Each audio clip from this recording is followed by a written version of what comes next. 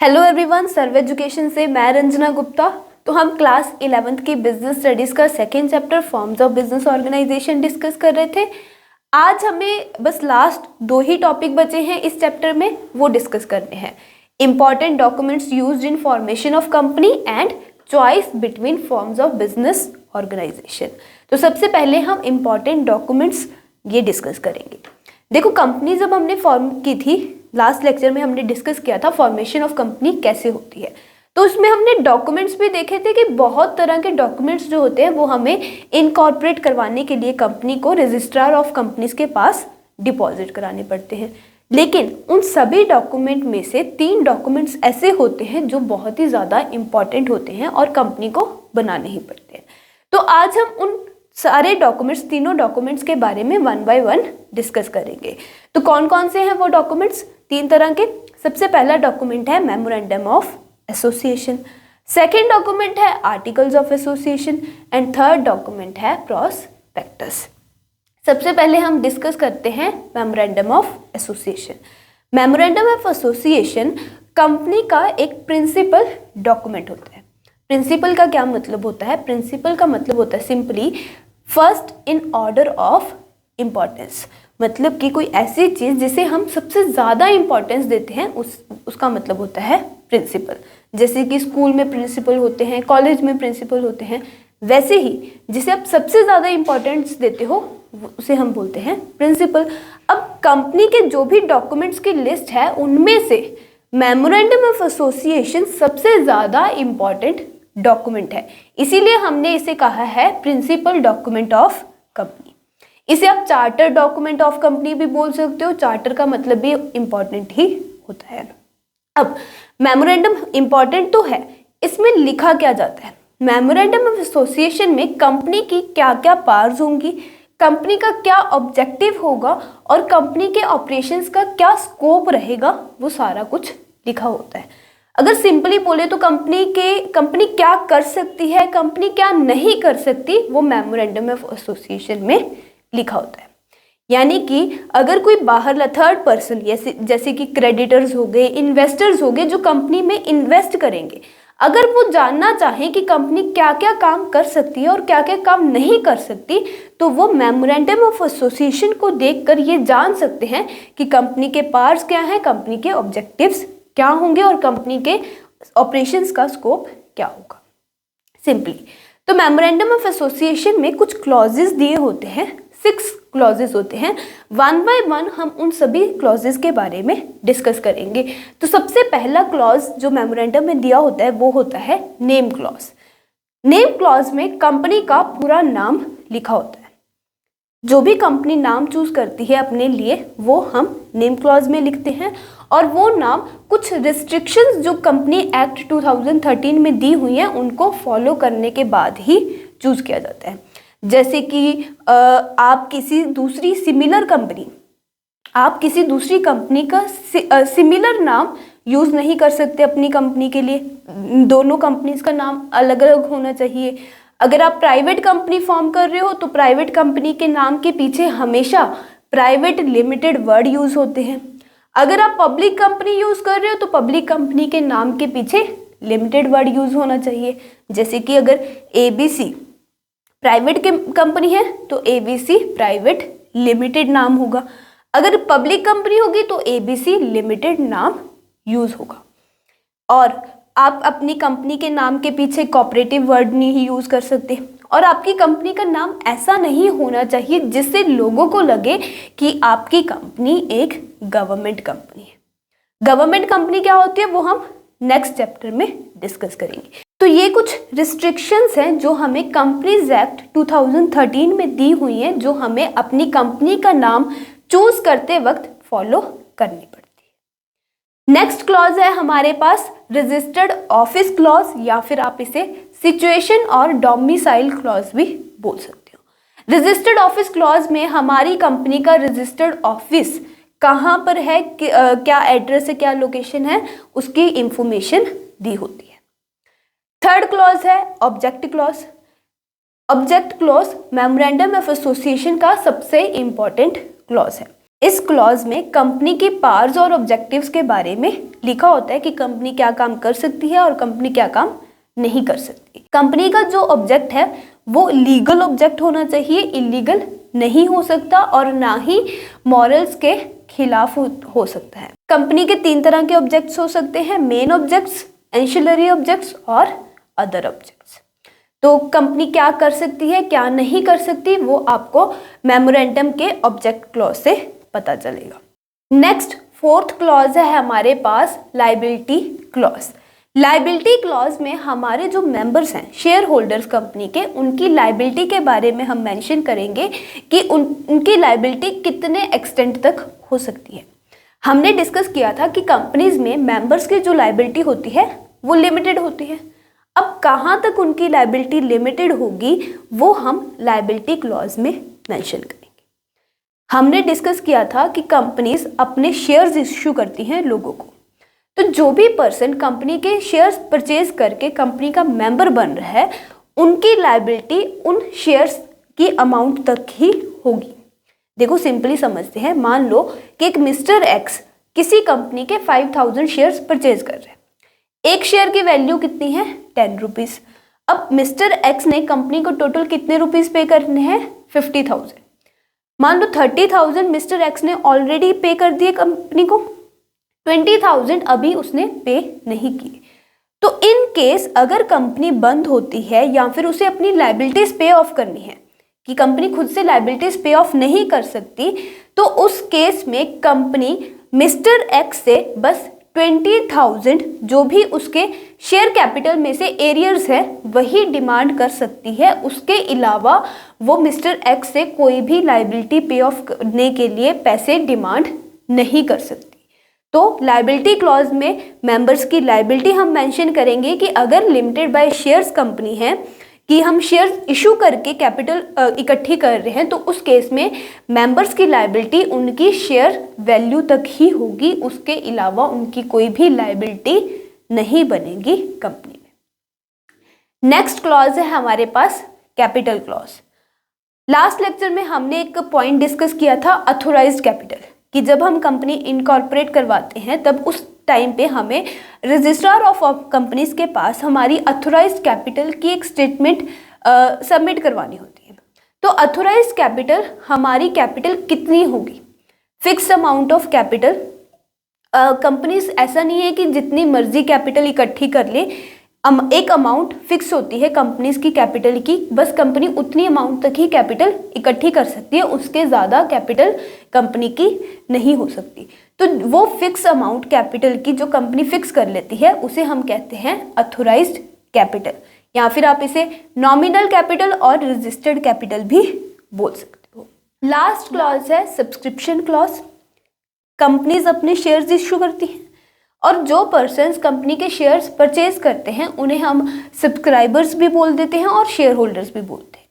तो जो सब्सक्राइबर्स होते हैं वो लास्ट क्लॉज जो हमारा सब्सक्रिप्शन क्लॉज है उसमें एक डिक्लेरेशन अटैच करते हैं कि हम ये पर्सन्स कंपनी के शेयर्स को सब्सक्राइब कर रहे हैं, कितने शेयर्स को सब्सक्राइब कर रहे हैं, कितनी अमाउंट के लिए सब्सक्राइब कर रहे हैं। तो बेसिकली एक उनका डेक्लेरेटरी फॉर्म होता है कि हम इतने लोगों ने कंपनी के इतने शेयर्स के लिए सब्सक्राइब की है।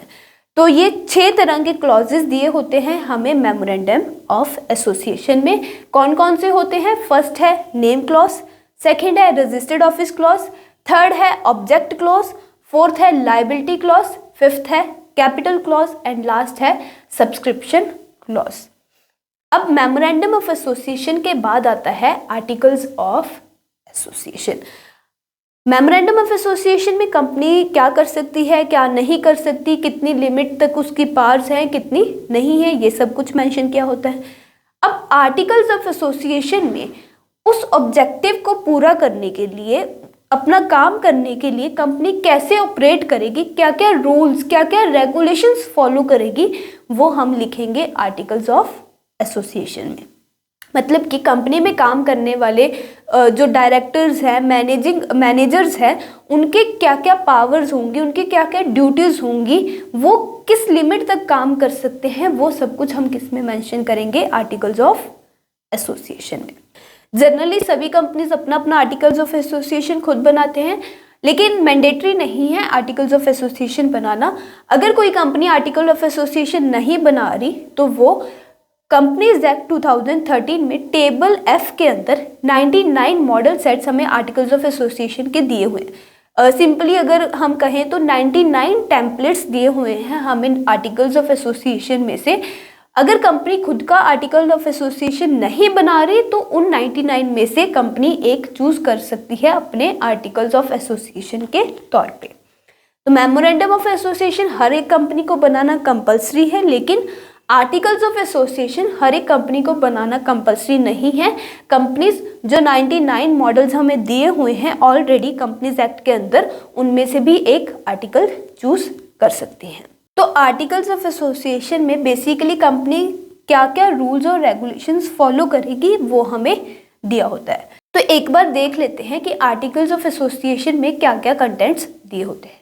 Rights of each type of share holders. Share holders basically दो तरह के होते हैं। शेयर्स बेसिकली दो तरह के होते हैं, equity shares and preference shares. तो जो इक्विटी शेयर्स जिनके पास होते हैं वो होते हैं इक्विटी शेयर होल्डर्स, और जिनके पास प्रेफरेंस शेयर्स होते हैं वो होते हैं प्रेफरेंस शेयर होल्डर्स। तो इक्विटी शेयर होल्डर्स के क्या क्या राइट्स होंगे, प्रेफरेंस शेयर होल्डर्स के क्या क्या राइट्स होंगे, वो किस में लिखा जाएगा, आर्टिकल्स ऑफ एसोसिएशन में। जो भी आप शेयर्स अलॉट कर रहे हो वो शेयर्स अलॉट करने का प्रोसीजर क्या होगा वो भी हम किस में लिखेंगे, आर्टिकल्स ऑफ एसोसिएशन में। शेयर सर्टिफिकेट जो हम इशू करेंगे शेयर होल्डर्स को, उसका क्या प्रोसीजर रहेगा, वो भी हम आर्टिकल्स ऑफ एसोसिएशन में लिखोगे। अगर कोई पर्सन अपने शेयर्स किसी और पर्सन के नाम पे ट्रांसफर करना चाहता है तो उसका क्या प्रोसीजर होगा, वो भी इसमें लिखा जाएगा। अगर कोई पर्सन पेमेंट करने में डिफॉल्ट करता है, देखो जैसे हमने एक एग्जांपल ली थी मिस्टर एक्स की कि 30,000 उसने पे कर दिया हमें, 20,000 उसने अभी हमें पे नहीं किए, वो बाद में पे करे। अगर मान लो कि मिस्टर एक्स वो 20,000 पे करने से मना ही कर दे तो उस केस में कंपनी उसके पास जितने भी शेयर है उसे जब्त कर सकती है, फॉरफिट कर सकती है। तो शेयर्स फॉरफिट करने का क्या प्रोसीजर रहेगा वो भी हम किस में लिखेंगे, आर्टिकल्स ऑफ एसोसिएशन में। जो शेयर्स हमने फॉरफिट किए हैं वो अगर हम किसी और पर्सन को री इशू करना चाहें उसका क्या प्रोसीजर रहेगा, वो भी हम इसमें लिखेंगे। डायरेक्टर्स को कैसे अपॉइंट करना है, डायरेक्टर्स को कैसे रिमूव करना है, डायरेक्टर्स की क्या क्या पावर्स होंगी, डायरेक्टर्स की क्या क्या ड्यूटीज होंगी, वो भी हम किस में लिखेंगे, आर्टिकल्स ऑफ एसोसिएशन। कंपनी की जो मीटिंग्स कंडक्ट होंगी उनका क्या प्रोसीजर रहेगा, वो भी इसमें आएगा। डिविडेंड जो हमें शेयर होल्डर्स को डिविडेंड पे करना है वो डिक्लेयर करना, उसकी पेमेंट का क्या प्रोसीजर होगा, वो भी इसमें आएगा। अगर आपको कंपनी बाइंड अप करनी है, बाइंड अप मतलब कि अगर आप कंपनी बंद करना चाहते हो तो कंपनी को बंद करने का जो प्रोसीजर रहेगा वो भी इसमें आएगा। कंपनी के जो अकाउंट्स मेंटेन होंगे वो कैसे मेंटेन होंगे, उनका क्या प्रोसीजर रहेगा, वो भी इसमें आएगा। कंपनी की कॉमन सील कैसी होगी, वो सारा कुछ बेसिकली जो भी कंपनी के रूल्स रेगुलेशंस होंगे वो सारा कुछ हम किस में लिखेंगे, आर्टिकल्स ऑफ एसोसिएशन में लिखेंगे। तो होप आपको आर्टिकल्स ऑफ एसोसिएशन और मेमोरेंडम ऑफ एसोसिएशन क्या होता है वो थोड़ा थोड़ा समझ आ गया होगा। तो अब इनके बीच का डिफरेंस भी देख लेते हैं कि एमओए और एओ में डिफरेंस क्या है। डिफरेंस के लिए हमें कुछ पॉइंट्स दिए हुए हैं, उनके बेसिस पे हम मेमोरेंडम और आर्टिकल्स को डिफरेंशिएट करेंगे। सबसे पहला पॉइंट है nature. Memorandum is a charter of a company. Articles is the bylaws of the company for smooth and internal management of the company. MOA जो है वो चार्टर डॉक्यूमेंट है कंपनी का, और जो AOA है वो by laws of the company, यानी कि कंपनी के रूल्स एंड रेगुलेशंस है ताकि कंपनी की जो मैनेजमेंट है, इंटरनल मैनेजमेंट है, वो स्मूथली रन कर सके। सेकेंड पॉइंट है स्कोप। मेमोरेंडम कंपनी के पावर्स और ऑब्जेक्टिव्स को डिफाइन करता है कि कंपनी के क्या पावर्स होंगे और क्या क्या कंपनी के ऑब्जेक्टिव होंगे। Whereas articles of association company के रूल्स और रेगुलेशंस को डिफाइन करता है। थर्ड पॉइंट है स्टेटस। मेमोरेंडम ऑफ एसोसिएशन एक फंडामेंटल डॉक्यूमेंट है जो प्रिपेयर करना मैंडेटरी है। Articles of association supplementary document है मेमोरेंडम के। मतलब कि आर्टिकल्स जो एसोसिएशन हम प्रिपेयर करते हैं वो मेमोरेंडम ऑफ एसोसिएशन की कंपनी के क्या क्या ऑब्जेक्टिव्स हैं उनको ध्यान में रखते ही प्रिपेयर करते हैं। तो इसीलिए जो आर्टिकल्स ऑफ एसोसिएशन है वो मेमोरेंडम का एक सप्लीमेंट्री डॉक्यूमेंट है। नेक्स्ट पॉइंट है लीगल इफेक्ट। मेमोरेंडम के बियॉन्ड जाकर अगर आप कोई भी काम करते हो, जो भी ऑब्जेक्टिव्स आपने मेमोरेंडम में डिफाइन की हैं, अगर आप उसके बियॉन्ड जाकर कोई भी काम करते हो तो वो एक्ट आपका इलीगल माना जाएगा। वेयर एज अगर कोई भी एक्ट आपका आर्टिकल्स ऑफ एसोसिएशन में नहीं लिखा हुआ बट शेयर होल्डर्स उसे रेटिफाई कर लेते हैं, मतलब कि अगर उस एक्ट को मान लेते हैं करने के लिए, तो वो एक्ट आपका इलीगल नहीं होगा। बट मेमोरेंडम के अगर बियॉन्ड अगर आप कोई भी काम करते हो तो वो एक्ट वॉइड या फिर उसे आप इलीगल भी बोल सकते हो कि वो इलीगल काम होगा। नेक्स्ट पॉइंट है कंपल्शन। मेमोरेंडम प्रिपेयर करना और फाइल करना कंपल्सरी है।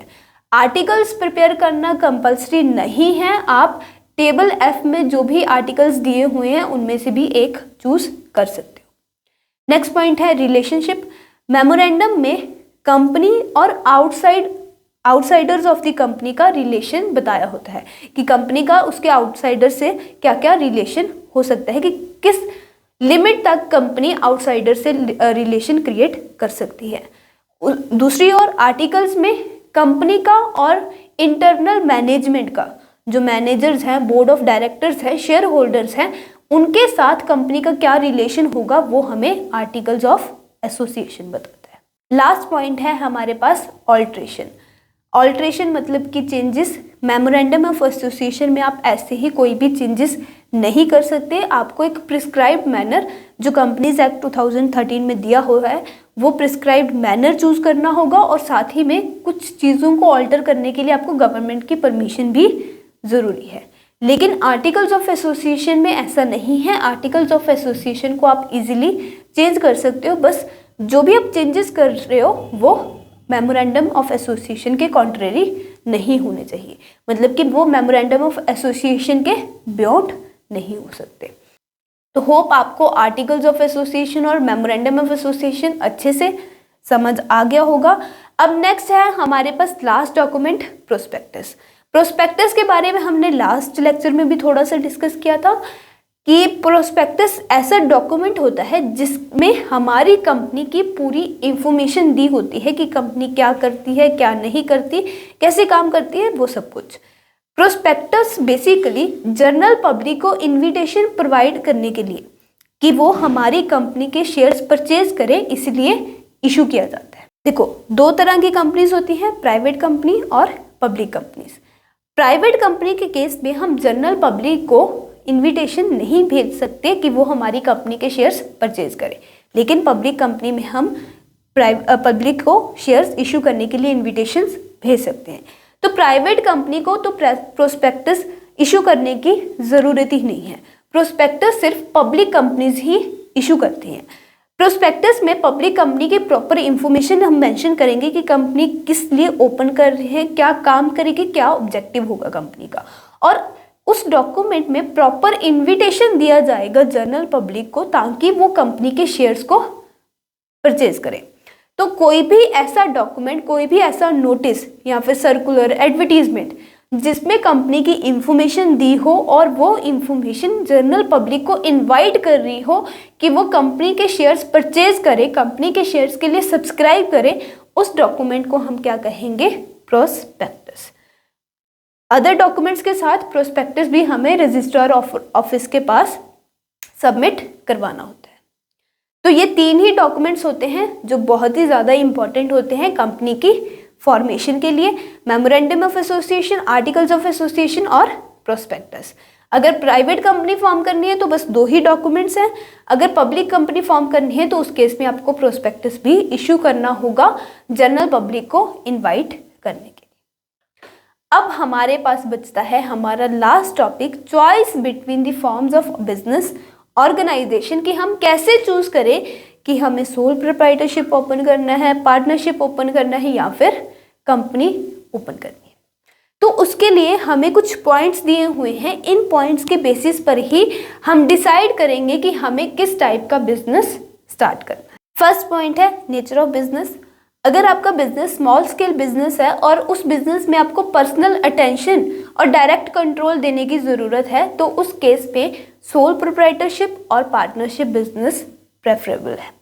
अगर बिजनेस लार्ज स्केल बिजनेस है तो उस केस में हमें हैवी इन्वेस्टमेंट्स चाहिए होंगी, तो उस केस में कंपनीज प्रेफरेबल है। लाइक टेलरिंग शॉप्स होगी, ब्यूटी पार्लर्स होंगे, small scale business retail shops जैसे कि, उस केस में सोल प्रोप्राइटरशिप और पार्टनरशिप्स फर्म ज़्यादा प्रेफरेबल है। जो ज़्यादा बड़े डिपार्टमेंटल स्टोर्स होते हैं जिनमें हमें ज़्यादा इन्वेस्टमेंट करने की ज़रूरत है, वहाँ पे कंपनीज ज़्यादा प्रेफरेबल है। सेकेंड पॉइंट है कैपिटल कंसिडरेशन।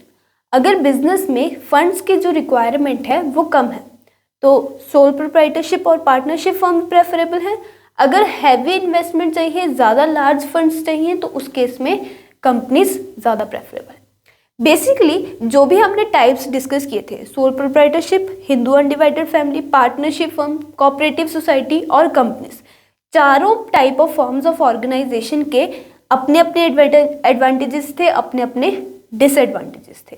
तो उन डिसएडवांटेज और एडवांटेजेस के बेसिस पे ही हम डिसाइड करते हैं कि हमें कौन सा बिजनेस स्टार्ट करना है। जैसे कि हमने फर्स्ट पॉइंट डिस्कस किया, अगर हमारा बिजनेस छोटा है, स्मॉल स्केल बिजनेस है, तो सोल प्रोप्राइटरशिप और पार्टनरशिप फर्म चलेगा। अगर लार्ज स्केल बिजनेस ओपन कर रहे हैं तो उस लार्ज स्केल बिजनेस को ओपन करने के लिए हमें कैपिटल की भी ज़्यादा ज़रूरत है, फंड ज़्यादा चाहिए, तो उस केस में कंपनी प्रेफरेबल है। सेकेंड पॉइंट भी कैपिटल का है कि जिस बिजनेस में अगर फंड्स कम चाहिए तो सोल प्रोप्राइटरशिप पार्टनरशिप से काम हो जाएगा। अगर कोई ऐसा बिजनेस है जिसमें हमें लार्ज फंड्स चाहिए तो कंपनीज प्रेफरेबल होंगी। वैसे ही थर्ड पॉइंट है कंट्रोल।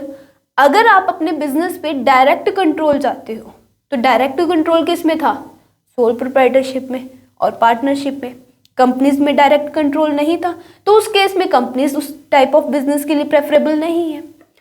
अब ऐसे ही लायबिलिटी की बात कर ले, अगर कोई ऐसा बिजनेस है जिसमें हायर रिस्क इन्वॉल्व है तो उस केस में हम कंपनीज फॉर्म ऑफ बिजनेस को प्रेफर करेंगे। क्यों?